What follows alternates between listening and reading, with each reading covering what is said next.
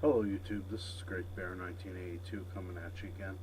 Um, I've got the fourth Tai Waza video, and this one's going to be honestly a lot more fun than the other four.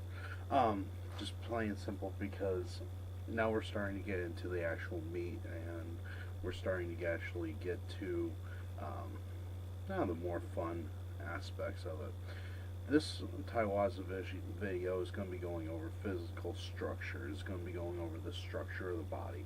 Yes, we're going to touch on pressure points.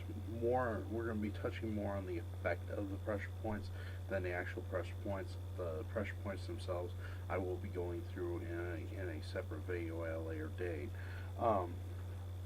But the main thing is that this is going to be how the body deals with its physical structure and how it handles effects and things that happen to it. So let's get to it. Okay, the first thing that we're going to need to understand is that if you disrupt the physical structure of the body, it must adjust or fall. Basically what that means is if I break somebody's balance, let's say in judo, very similar, one of the things that we're going to do right before we start a throw is we're going to break their balance, or kazushi, or basically the idea is to grab a hold of them and cause their center of gravity to become in a different spot than what they would like it to be. Basic idea is your center of gravity is right around your hips area. Okay, so when we're walking, when we have our left foot forward, our center of gravity shifts to be right between our hips. Okay, then when we move our right foot forward, our center of gravity shifts again, so that it's always directly in between our feet. If our center of gravity moves beyond that, or if my center of gravity moves too far above across my foot, I'm going to want to fall in that direction. Okay, so basically the idea is if you disrupt their center of gravity from where it normally is, either the body has to adjust, I have to take a step forward in that direction, I have to widen my base, I have to grab a hold of something, I have to, thereby creating a third contact between me and something else. I need to do something, or my body will fall. Okay? Alright.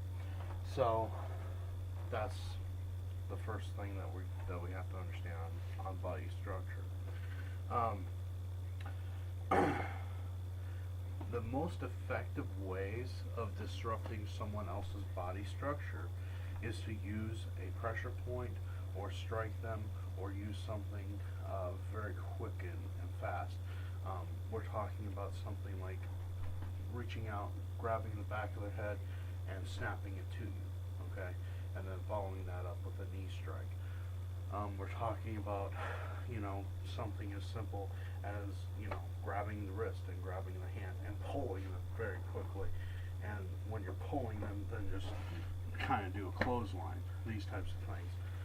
Not really to hit them with a clothesline per se, but more of just to disrupt that balance. Another great way, very effective against men, is to hit them in the groin. That'll disrupt your structure pretty darn quick, I assure you. There are other pressure points that you can use and that you can get into. There's a bunch of them on the neck. There's a bunch of them around the torso, the hips, the legs. Pretty much, if there's skin, there's a pressure point there somewhere. Anything like these, anything quick and just done deliberately like this will cause a momentary break in the physical structure. Another great one is to take a handful of points, throw it in your opponent's face. That works tactics too. That's also a diversionary tactic. We'll get into that over time. But one of the best ways to disrupt the body is to use something quick, fast, in and out, boom. Because I'm teaching you to use quick and fast disruptions, the reason why they are effective is because the disruption is always going to happen before the adjustment, and therefore the disruption is inherently going to be much faster than the adjustment to the body that your opponent will make to try to recover from the disruption. So your disruption is going to be fast, his adjustment to it is going to be very slow. So in that type of a way, I can literally stay at a longer distance away from my opponent, especially if he's an experienced grappler.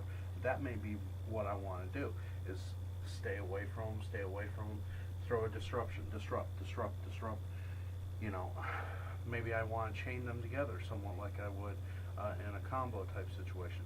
I'll disrupt him over here only to make him adjust over here, and when he adjusts over here, then he'll come into this technique here. That's something that we can be using if we're a striker against a grappler. If I'm a grappler against a striker, well, things change. But we'll get into striking versus grappling also later. The next thing that we have to understand is that if a body is compelled to move or rotate farther than it intended to, it will fall. Okay? This is a very common theme in jiu-jitsu, judo, aikido. The whole idea, especially with aikido's kotegaeshi, the idea of bringing that wrist and rotating that wrist, and rotating, therefore by rotating the wrist, I'm rotating the elbow, and the whole deal. I'm rotating the entire body much further than what the mind expects the body to go. Okay. Also, anytime that someone pushes you further back than what you expect to be pushed, well, you're going to fall. So anytime that the body moves further than it intended to, it will fall. The reason for that is because it hasn't made the correct adjustment. It will fall. So it's almost as bad as not making any adjustment at all. Okay, because the end result is the same. The body fell. Okay.